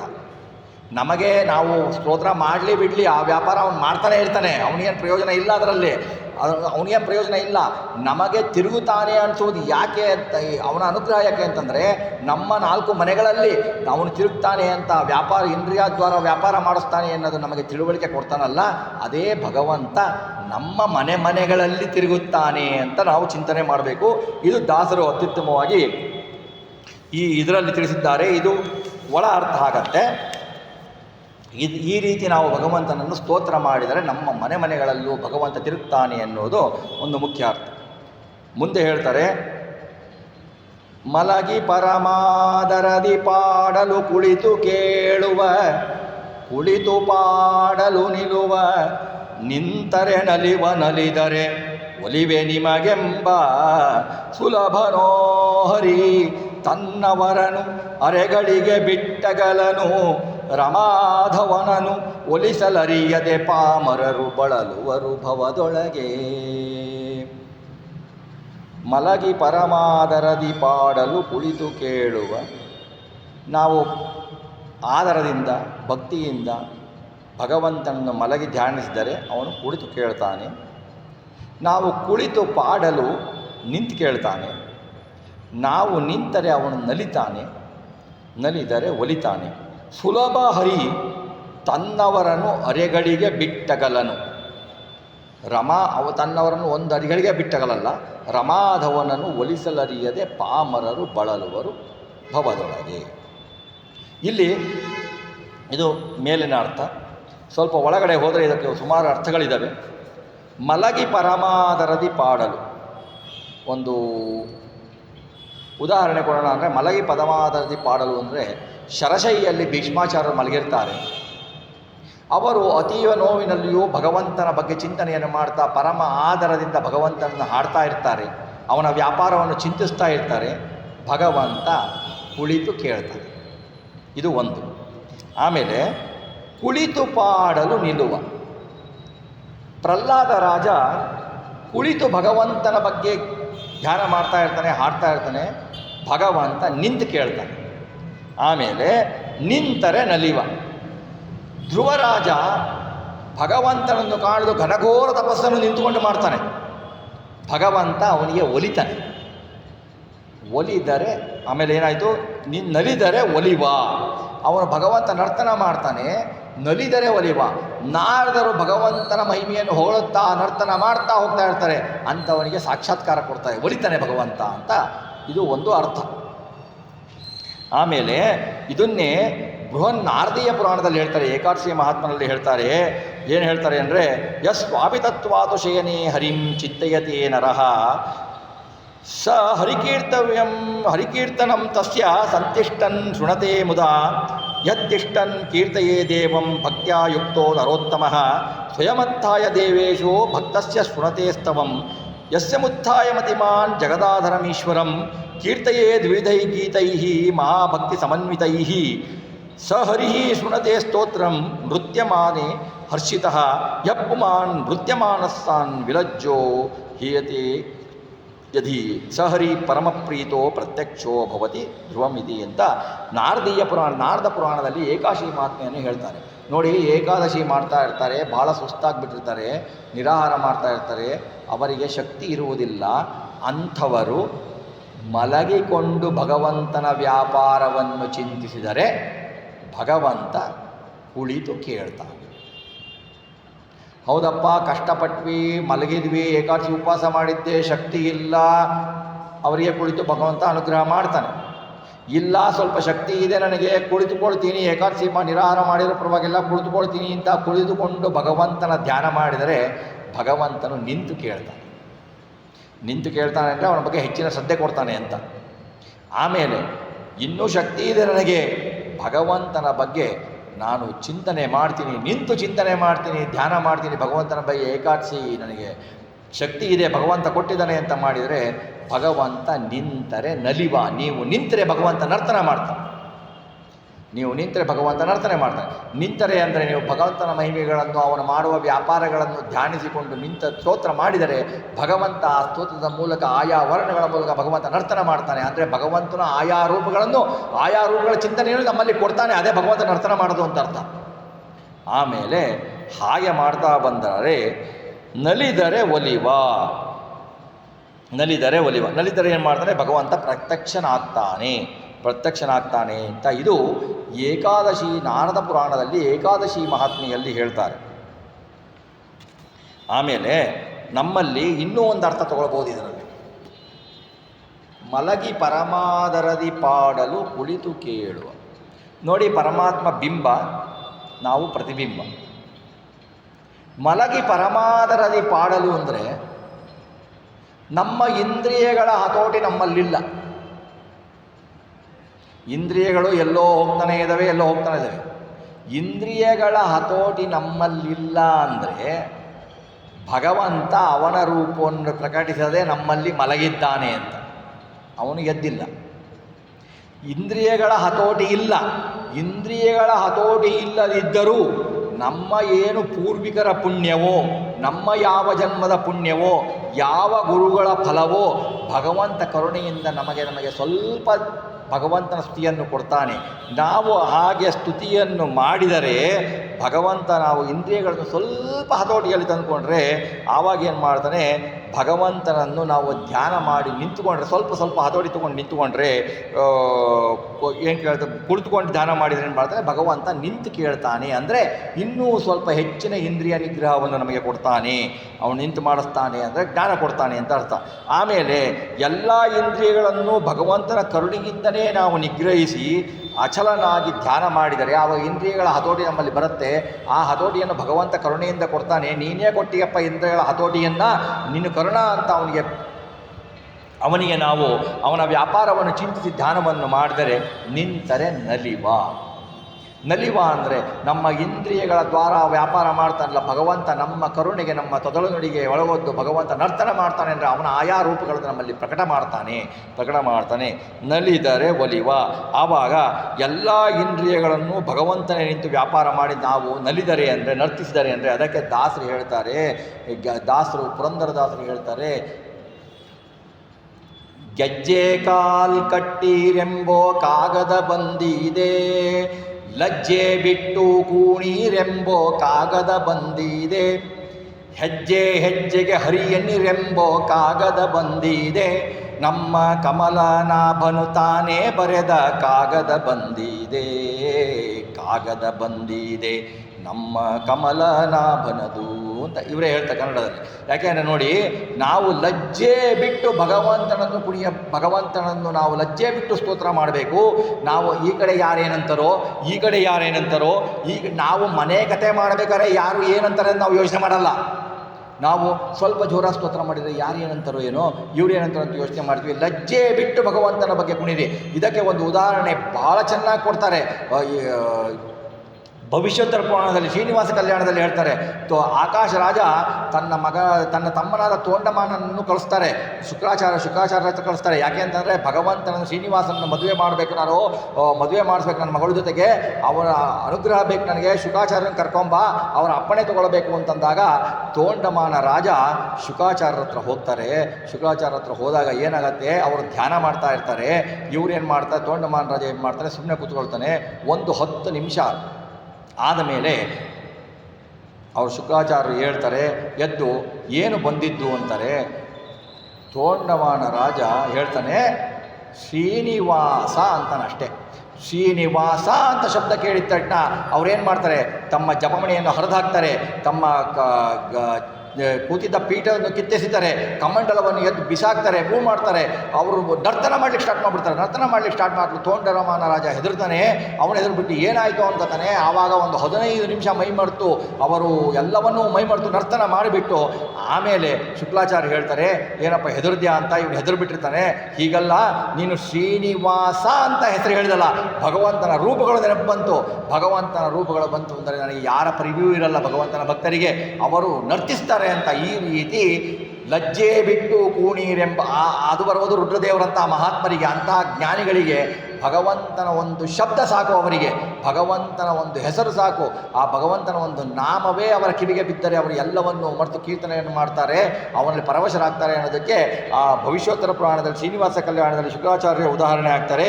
ಈ ರೀತಿ ಎಲ್ಲ ಇಂದ್ರಿಯಗಳನ್ನು ಪ್ರಾರ್ಥನೆ ಮಾಡಿದರೆ ನಮಗೆ ಹರಿ ಒಲಿಯುತ್ತಾನೆ ಅಂತ ತನ್ನವರನು ಅರೆಗಳಿಗೆ ಬಿಟ್ಟಗಲನು.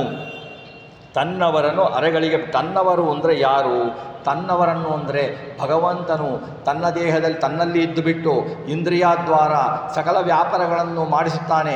ಅವನಿಲ್ಲದೆ ನಾವು ಬೇರೆ ಯಾರೂ ನಡೆಯಲಿಕ್ಕೆ ಆಗುವುದಿಲ್ಲ, ಏನೂ ಒಂದು ತೃಣವೂ ಚಲಿಸಲಿಕ್ಕೆ ಆಗುವುದಿಲ್ಲ ಅಂತ ಯಾರು ತಿಳ್ಕೊಳ್ತಾರೋ ಅವರು ತನ್ನವರು. ಅವರು ತನ್ನವರನ್ನು ಒಂದರೆಗಳಿಗೆ ಬಿಟ್ಟಗಲನು, ಅವರೆಲ್ಲ ತನ್ನವರು, ಅವರನ್ನು ಒಂದರಿಗೆ ಬಿಟ್ಟಗಳನ್ನು ಅಂತ ಒಂದರೆಗಳಿಗೆ ಬಿಟ್ಟಗಳನ್ನು ಅಂದರೆ ಬೇರೆಯವ್ರನ್ನ ಬಿಡ್ತಾನ ಅಂತಂದರೆ ಬೇರೆಯವರು ಅವನು ಯಾರನ್ನೂ ಬಿಡಲಿಕ್ಕಾಗಲ್ಲ, ಒಂದು ಅರೆಗಳಿಗೆ ಅವನು ಬಿಡಲ್ಲ. ಯಾಕೆಂದರೆ ಅವನು ಬಿಟ್ಟ ಅಂದರೆ ಇರೋದೇ ಇಲ್ಲ, ಏನೂ ಚಲನೆ ಇರೋದಿಲ್ಲ. ಹಾಗೆ ನೋಡಿದರೆ ನಾವು ದುರ್ಯೋಧನಲ್ಲಿ ನೋಡ್ಬೋದು, ಕಂಸನಲ್ಲಿ ನೋಡ್ಬೋದು, ಅವನು ಒಂದರಗಳಿಗೆ ಅವನಲ್ಲಿ ಬಿಟ್ಟಿರಲ್ಲ ಭಗವಂತ. ಯಾಕೆಂದರೆ ಇಲ್ಲ ಅಂದರೆ ಅವನು ಇರೋದಿಲ್ಲ.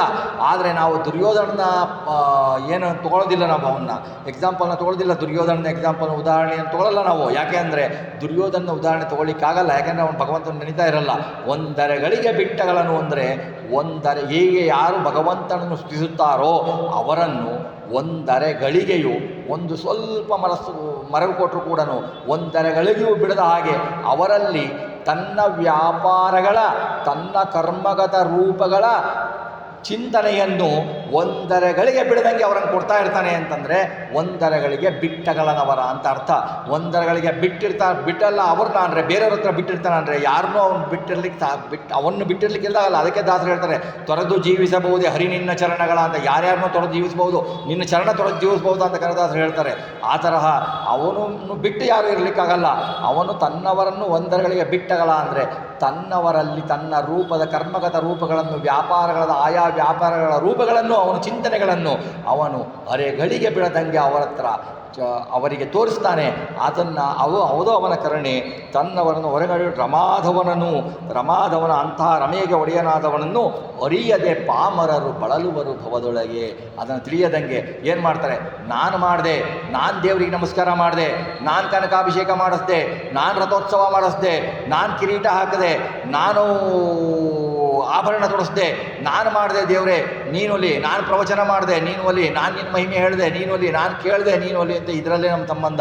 ಯಾಕೆ ಅಂದರೆ ನಾನು ಮಾಡಿದೆ ಅನ್ನೋದೇ ಕುತ್ಕೊಂಡ್ಬಿಟ್ಟಿರತ್ತೆ, ಅವನು ಮಾಡಿಸ್ದೆ ಅನ್ನೋ ಜ್ಞಾನದೇ ನಮಗೆ ಬರೋಲ್ಲ. ನಾನು ಕೇಳಿದೆ, ನಾನು ಹೇಳಿದೆ, ನೀವು ಮಾಡಿದ್ವಿ. ಅದನ್ನು ಮಾಡಿದಾಗ ಏನಾಯಿತು, ಇದೆಲ್ಲ ಈ ಸ್ಥೂಲ ಪುಣ್ಯಕ್ಕೆ ಕಾರಣ ಆಗುತ್ತೆ ಹೊರತು ನಮ್ಮ ಪುರುಷಾರ್ಥಕ್ಕೆ ನಮಗೆ ಬರಲ್ಲ, ಇದು ನಮಗೆ ಹೆಲ್ಪ್ ಆಗಲ್ಲ. ಇದು ಒಂದು ಮೆಟ್ಲು ಹತ್ಬೋದು ಅಂತಲೇ ಆಗೋದಿಲ್ಲ ಅದು. ಯಾಕೆ ಅಂದರೆ ನಮಗೆ ನಾನು ಎಂಬುವ ಅವನೇ ನಿಂತು ನಮ್ಮಲ್ಲಿ ಮಾಡಿಸ್ತಿದ್ದಾನೆ ಅಂತ ಚಿಂತನೆ ಯಾವಾಗ ನಿರಂತರವಾಗಿ ಬರುತ್ತೋ ಆವಾಗ ನಮ್ಮ ಕರ್ಮಗಳು ಕ್ಷಯವಾಗುತ್ತೆ. ನಾವು ಏನೇ ಪುಣ್ಯ ಕರ್ಮಗಳನ್ನು ಮಾಡಿದರೂ ಅದನ್ನು ಕ್ಷಯ ಮಾಡಿಸೋದಕ್ಕೋಸ್ಕರ ಅನಂತ ಕರ್ಮಗಳು ಅನಂತ ಜನ್ಮಗಳನ್ನು ನಾವು ತಳೆಯಬೇಕಾಗತ್ತೆ. ಪಾಪಕರ್ಮ ಮಾಡಿದರೂ ಅನಂತ ಜನ್ಮಗಳನ್ನು ತಳೆಯಬೇಕಾಗತ್ತೆ. ಆ ಜನ್ಮಗಳನ್ನು ತಪ್ಪಿಸಿಕೊಳ್ಬೇಕು, ಒಂದು ಕರ್ಮದ ಫಲ ತಪ್ಪಿಸಿಕೊಳ್ಬೇಕು ಅಂದರೆ ಭಗವಂತನಲ್ಲಿರುವ ಆಯಾ ರೂಪಗಳ ಚಿಂತನೆ ನಮಗೆ ಬರಬೇಕು. ಆಯಾ ರೂಪಗಳ ಚಿಂತನೆ ಬರಬೇಕು ಅಂದರೆ ನಾವು ಆ ಒಂದು ಸಾಧನೆಯನ್ನು ನಿರಂತರವಾಗಿ ಭಗವಂತನನ್ನು ಕೇಳ್ಕೊಳ್ಬೇಕು. ಮಾಡ್ತೀವಿ ಅಂತ ಕೇಳ್ಕೊಂಡಾಗ ಭಗವಂತ ನಮ್ಮನ್ನು ಕೈ ಹಿಡಿದು ನಡೆಸ್ತಾನೆ ಭಗವಂತ. ಈತನ್ನು ದಾಸರಾಯರು ಮನಮುಟ್ಟುವ ಹಾಗೆ ಈ ಮಲೈ ಪರಮಾದರದಿ ಪಾಡಲು ಕುಳಿತು ಕೇಳುವ ಅನ್ನೋದರಲ್ಲಿ ಶ್ಲೋಕದಲ್ಲಿ ಹೇಳಿದ್ದಾರೆ. ಮುಂದಿನ ಶ್ಲೋಕದಲ್ಲಿ ಸ್ವಲ್ಪ ಸೂಕ್ಷ್ಮವಾಗಿ ನೋಡಿ, ಸ್ಥೂಲವಾಗಿ ನೋಡಿಬಿಟ್ಟು ನಾಳೆ ಅದನ್ನು ಮುಂದುವರಿಸೋಣ. ಮನದೊಳಗೆ ತಾನಿಪ್ಪ ಮನವೆಂದೆನಿಸಿಕೊಂಬನು, ಮನದ ವೃತ್ತಿಗಳ ಅನುಸರಿಸಿ ಭೋಗಗಳನ್ನು ಈವನು ತ್ರಿವಿಧ ಚೇತನಕ್ಕೆ ಮನವನಿತ್ತರೆ ತನ್ನ ನೀವನು ತನುವ ದಂಡಿಸಿ ದಿನದಿ ಸಾಧನವ ಮಾಳ್ಪರಿಗಿಚ್ಚಪನು ಸ್ವರ್ಗಾದಿ ಭೋಗಗಳ. ಮನದೊಳಗೆ ತಾನಿಪ್ಪ ಮನ ಎಂದೆನಿಸಿಕೊಂಬನು, ಮನದೊಳಗೆ ತಾನಿರ್ತಾನೆ, ಎಲ್ಲರ ಮನಸ್ಸಿನಲ್ಲೂ ತಾನಿರ್ತಾನೆ. ಆಯಾ ಅಭಿಮಾನಿ ದೇವತೆಯ ದ್ವಾರ ಮುಖ್ಯ ಪ್ರಾಣ ದ್ವಾರ ಅವನಿರ್ತಾನೆ. ಅವನು ಮನ ಎಂದನಿಸಿಕೊಂಡಿರ್ತಾನೆ. ಮನದ ವೃತ್ತಿಗಳ ಅನುಸರಿಸಿ ಬುದ್ಧಿ, ಚಿತ್ತ, ಬುದ್ಧಿ, ಅಹಂಕಾರ ಆ ವೃತ್ತಿಗಳನ್ನು ಅನುಸರಿಸಿ ಭೋಗಗಳನ್ನು ಕೊಡ್ತಾನೆ. ತ್ರಿವಿಧ ಚೇತನಕ್ಕೆ, 3 ವಿಧ ಚೇತನಕ್ಕೆ ಆ ಭೋಗಗಳನ್ನು ಕೊಡ್ತಾನೆ. ಮನವನಿತ್ತರೆ ತನ್ನ ನೀವನು, ನಾವು ಅವನಿಗೆ ಮನವನ್ನು ಕೊಟ್ಟರೆ ತನ್ನನ್ನೇ ಕೊಡ್ತಾನೆ. ದಿನದಿ ಸಾಧನವ ಮಾಳ್ಪರಿಗೆ ಇತ್ಯಪನು ಸ್ವರ್ಗಾದಿ ಭೋಗಗಳ. ತನುವನ್ನು ದಂಡಿಸಿಬಿಟ್ಟು ತನ್ನ ದೇಹವನ್ನು ದಂಡಿಸಿ ಏಕಾದಶಿ ಉಪವಾಸ, ಚಾತುರ್ಮಾಸ್ಯ, ವಿಷ್ಣು ಪಂಚಕ ಏನೇ ವ್ರತಗಳನ್ನು ನಾವು ಮಾಡ್ತೀವಿ ಅದನ್ನು ದಂಡಿಸಿ ಸ್ವರ್ಗಾದಿ ಭೋಗಗಳನ್ನು ಕೊಡ್ತಾನೆ. ಇದು ಒಂದು ಸ್ಥೂಲ ಅರ್ಥ ಇದೆ. ಈ ಸ್ಥೂಲ ಅರ್ಥ ಇದು. ಈ ಸ್ಥೂಲ ಅರ್ಥದಲ್ಲಿ ಮುಂದೆ ಆಚ ಜಗನ್ನಾಥದಾಸರು ಬಹಳ ಚೆನ್ನಾಗಿ ಹೇಳ್ತಾರೆ ಒಳಾರ್ಥಗಳನ್ನು. ಈ ಒಳಾರ್ಥಗಳನ್ನು ನಾಳೆ ನೋಡೋಣ. ಇವತ್ತಿಗೆ ಈ ಚಿಂತನೆಯನ್ನು ಕೊಡಬೇಕು ನಮಗೆ ಯಾರು ಅಂದರೆ ಭಗವಂತನ ಉತ್ಕೃಷ್ಟ ಆರಾಧಕರು ಧ್ರುವಾಂಶ ಸಂಭೂತರೂ ಆದ ಶ್ರೀಪಾದರಾಜರು. ಶ್ರೀಪಾದರಾಜರ ಮಹಿಮೆ, ಶ್ರೀಪಾದರಾಜರ ಹೆಸರು ಹೇಳಲಿಕ್ಕೆ ನಮಗೆ ಯೋಗ್ಯತೆ ಇಲ್ಲ. ಶ್ರೀಪಾದರಾಜರಿಗೆ ಅಂಥವರನ್ನು ಕರುಣಿಸಿದ ಜಗತ್ತಿಗೆ. ವ್ಯಾಸರಾಜರನ್ನು ಕರುಣಿಸಿದ ಗುರುಸಾರ್ವಭೌಮರವರು. ವ್ಯಾಸರಾಜರ ಗ್ರಂಥವನ್ನು ಮುಟ್ಟದೆ ಯಾವ ಮಾಧ್ವನೂ ನಾನು ಪಂಡಿತ ಅಂತ ಹೇಳ್ಕೊಳ್ಳಿಕ್ಕೆ ಸಾಧ್ಯನೇ ಇಲ್ಲ. ಅಂತಹ ಮಹಾಜ್ಞಾನಿ ವ್ಯಾಸರಾಯರನ್ನು ಜನಕ್ಕೆ ಕೊಡುಗೊರೆಯಾಗಿ ಕೊಟ್ಟ, ಪ್ರಪಂಚಕ್ಕೆ ಕೊಡುಗೊರೆಯಾಗಿ ಕೊಟ್ಟ ಮಹಾಯತಿಗಳು ಅವರು ಎಂಥ ಮಹಿಮರು. ಅವರು ನ್ಯಾಯಸುಧಾಕ್ಕೆ ವಾಕ್ವಜ್ರ ಅಂತ ಬರೆದಿದ್ದಾರೆ. ಆ ಗ್ರಂಥವನ್ನು ನೋಡಿದರೆ ಅವರ ಮಹಿಮೆ ಗೊತ್ತಾಗುತ್ತೆ. ಅವರ ಹಾಡುಗಳು ನೋಡಿ, ಕನ್ನಡದ ಹಾಡುಗಳನ್ನು ಚಾಲನೆಗೆ ತಂದವರು ಅವರು ಅಂತ ಹೇಳಬಹುದು. ಕನ್ನಡದ ಹಾಡುಗಳನ್ನು ಬರೆದು ಅದರಲ್ಲಿ ತತ್ವವನ್ನು ಬೋಧಿಸಿ ದೇವರ ಪೂಜೆಯಲ್ಲಿ ಅದನ್ನು ಹೇಳಿಸಿದಾಗ ಮಾಡಿದವರು ಶ್ರೀಪಾದರಾಜರು. ಅವರು ಶಂಕೋದಕದಿಂದ ಬ್ರಹ್ಮಹತ್ಯೆ ಪಾಪವನ್ನೇ ಕಳೆದವರವರು. ಅಂಥ ಬ್ರಹ್ಮಣ್ಯ ತೀರ್ಥರನ್ನ ಆಚಮನ ಸ್ವೀಕರಿಸಿ ಶ್ರೀಪಾದರಾಯರು ವ್ಯಾಸರಾಜರಿಗೆ ಬೋಧಿಸಿ ವಿದ್ಯಾಗುರುಗಳಾಗಿ ಮಾಡಿದ ಮಹೋಪಕಾರ ಬಹಳ ದೊಡ್ಡದು. ಮಹಾರಾಜರು ಅವರು ಏನಿತ್ತು, ಅವರು ಪ್ರತಿ ದಿವಸವೂ ಭಗವಂತನಿಗೆ 64 ಬಗೆಯ ಭಕ್ಷ್ಯಗಳನ್ನು ಮಾಡಿ ನೈವೇದ್ಯವನ್ನು ಮಾಡ್ತಾಯಿದ್ರು. 64 ಭಕ್ಷ್ಯಗಳನ್ನು ಮಾಡಿ, ನಾವು 64 ಭಕ್ಷ್ಯಗಳು ಅಂದರೆ 64 ತಿಂಡಿ ತಿನಿಸುಗಳಲ್ಲ, 64 ಭಕ್ಷ್ಯಗಳಲ್ಲಿ ಒಳಗಿರುವ ಭಗವಂತನ ರೂಪಗಳನ್ನು ಅವನಿಗೆ ಅರ್ಪಿಸ್ತಾ ಇದ್ರು ಅವರು. ಅದನ್ನು ನಾವು ತಿಳ್ಕೊಬೇಕು. ಒಳಗಡೆ ಅರ್ಥನ 64 ಭಕ್ಷ್ಯಗಳೇನೋ ಏನೇನೋ ಮಾಡಿ ಹಾಕ್ಬಿಡ್ತಾರೆ, ಅದಲ್ಲ. ಅವರಿಗೆ ಹೇಗೆ ಇತ್ತು ಅಂದರೆ ದಿವಸವೂ 64 ಭಕ್ಷ್ಯಗಳನ್ನು ಭಗವಂತನಿಗೆ ನೈವೇದ್ಯ ಮಾಡದೆ ಅವರು ಹೇಳ್ತಾ ಇರಲಿಲ್ಲ.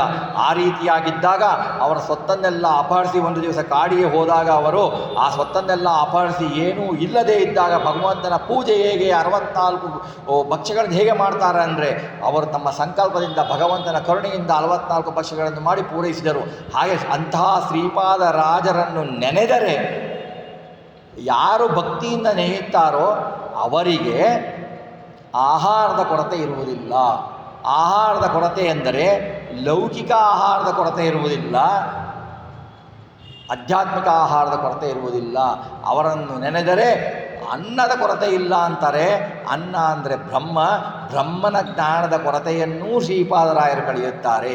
ಅವರು ಗುರುಮುಖೇನ ಅವರು ಅನುಗ್ರಹಿಸಿ ಗುರುಗಳನ್ನು ನಮಗೆ ತೋರಿಸಿ ಆ ಗುರುಗಳ ಮುಖೇನ ನಮಗೆ ಭಗವಂತನ ಪಾದದ ಹತ್ರ ಹೋಗಲು ಸಹಾಯ ಮಾಡ್ತಾರೆ. ಅಂತಹ ಮಹಾಮಹಿಮರು ಶ್ರೀಪಾದರಾಯರು. ಶಂಕೋದಕದಿಂದನೇ ಬ್ರಹ್ಮಹತ್ಯೆ ಪಾಪವನ್ನು ತಡೆದವರು. ಅಂತಹ ಶ್ರೀಪಾದರಾಯರ ಇವತ್ತೇ ನಾವು ನೆನೆಸಿಕೊಳ್ಳಬೇಕು. ಯಾಕೆ ಅಂತಂದರೆ ಶ್ರೀಪಾದರಾಯರು ಕೊಟ್ಟ ಮಹಾ ಕೊಡುಗೆ ವ್ಯಾಸರಾಜರ ಗ್ರಂಥಗಳಂತೂ ಚಂದ್ರಿಕಾ ಗ್ರಂಥ, ತರ್ಕತಾಂಡವ, ನ್ಯಾಯಾಮೃತ, ಆ ಗ್ರಂಥಗಳ ಕ್ಲಿಷ್ಟ, ಅವರು ಮಾಡಿದ ಆ ಗ್ರಂಥಗಳ ಅವರು ಪರಿಚಯಿಸಿದ ಆ ಗ್ರಂಥಗಳ ಮೂಲಕ ಅವರು ಭಗವಂತನ ಉಪಾಸನೆ, ಅವರು ಮಾಡಿದ ಪ್ರತಿಯೊಂದು ಕಾರ್ಯಗಳಲ್ಲೂ ಶ್ರೀಪಾದರಾಯರ ಅನುಗ್ರಹ ಎದ್ದು ಕಾಣುತ್ತದೆ. ಅವರ ಗುರುಭಕ್ತಿಯೂ ಹಾಗೇ ಇದೆ. ಶ್ರೀಪಾದರಾಯರದ್ದು ಗುರುಭಕ್ತಿಯೂ ಹಾಗೇ ಇದೆ. ಅವ್ರು ಹೇಳ್ತಾರೆ, ಪದವಾಕ್ಯ ಪ್ರಮಾಣಾಬ್ಧಿ ವಿಕ್ರೀಡನ ವಿಶಾರದಂ ಲಕ್ಷ್ಮೀನಾರಾಯಣ ಮುನಿಂ ಮುಂದೆ ವಿದ್ಯಾಗುರುಂ ಮಮ ಅಂತಾರೆ. ಪದವಾಕ್ಯ ಪ್ರಮಾಣದಲ್ಲಿ ಅವರು ಕ್ರೀಡೆ ಆಡ್ತಾ ಇರ್ತಾರೆ. ಅಷ್ಟು ಲಾಲಸೆ. ಭಗವಂತನ ಒಂದೊಂದು ವರ್ಣಗಳಲ್ಲಿಯೂ ಅವರು ಬರೆದ ಒಂದೊಂದು ಗ್ರಂಥಗಳ ಒಂದೊಂದು ವರ್ಣಗಳಲ್ಲಿಯೂ ಭಗವಂತನ ರೂಪವನ್ನು ಕಂಡವರು ಅವರೆಲ್ಲ. ಆ ವರ್ಣಗಳಲ್ಲಿ ಭಗವಂತನ ರೂಪವನ್ನು ಕಾಣ್ತಾರೆ. ಆ ರೂಪದ ಮುಖಾಂತರ ಭಗವಂತನನ್ನು ಆರಾಧಿಸ್ತಾರೆ ಅವರು. ಅದಕ್ಕೋಸ್ಕರನೇ ಆ ಗ್ರಂಥದ ಮಹಿಮೆ. ಶ್ರೀಪಾದರಾಯರ ಆರಾಧನೆ ಅಂದರೆ ಶ್ರೀಪಾದರಾಯರ ಕೃತಿಗಳ ಸ್ಮರಣೆ, ಶ್ರೀಪಾದರಾಯರ ಮಹಿಮೆಗಳ ಸ್ಮರಣೆ, ಶ್ರೀಪಾದರಾಯರ ಪವಾಡಗಳು ಅಂದರೆ ಈ ಬೇರೆ ಯಾರು ಅದು ಮಾಡ್ತಾರಲ್ಲ ಕಣ್ಣುಕಟ್ಟ ವಿದ್ಯೆಗಳು, ಆ ಥರ ಪವಾಡಗಳಲ್ಲ. ಆ ಪವಾಡಗಳ ಮಹಿಮೆ, ಅವರ ಮಹಿಮೆಯನ್ನು ಅನುಸರಿಸಿ ಅವರ ಗ್ರಂಥಗಳನ್ನು ತಿಳಿದು ಅವರ ಕೊಟ್ಟ ಮಾರ್ಗದರ್ಶನದಲ್ಲಿ ನಾವು ಒಂದು ಸ್ವಲ್ಪವಾದರೂ ನಡೆದರೆ ಆ ಶ್ರೀಪಾದರಾಯರ ಆರಾಧನೆ ಅಂತ ನಾವು ಹೇಳುವುದಕ್ಕೆ ನಮಗೆ ಸ್ವಲ್ಪ ಅರ್ಹತೆ ಬರ್ತದೆ ಅಂತ ತಿಳ್ಕೋಬೋದು. ಅಂಥ ಶ್ರೀಪಾದರಾಯರ ದಿವಸ ಉತ್ತರಾರಾಧನೆಯ ದಿವಸ ಇವತ್ತು ಬಹಳ ಪರಮ ಪವಿತ್ರ ದಿವಸ. ಅವತ್ತಿನ ದಿವಸ ಭಗವಂತನ ಕರುಣಾ ವಿಷಯವನ್ನು ನಾವು ಯಥಾಶಕ್ತಿ ಯಥಾಮತಿ ಕೇಳಿದ್ದೇವೆ. ಇದೆಲ್ಲವೂ ರಾಘವೇಂದ್ರ ಗುರುಸ್ವಾಮಿ ಅಂತರ್ಗತ, ಶ್ರೀಪಾದರಾಯರ ಅಂತರ್ಗತ, ಭಾರತೀಯ ಅಂತರ್ಗತ ಲಕ್ಷ್ಮೀನಾರಾಯಣಿಗೆ ಸಲ್ಲುತ್ತದೆ. ಇದನ್ನು ಮುಂದಿನ ವಿಷಯಗಳನ್ನು ಮನವಚನ ಕಥೆಯೂರ ಮುಂತಾದ ಶ್ಲೋಕಗಳನ್ನು ಹೇಗೆ ಚಿಂತನೆ ಮಾಡಬೇಕು ಎನ್ನುವುದನ್ನು ನಾವು ನಾಳೆ ಚಿಂತನೆ ಮಾಡೋಣ ಅಂತಲ್ಲಿಗೆ ಶ್ರೀಕೃಷ್ಣಾರ್ಪಣಮಸ್ತು. ಕಾಯನೋ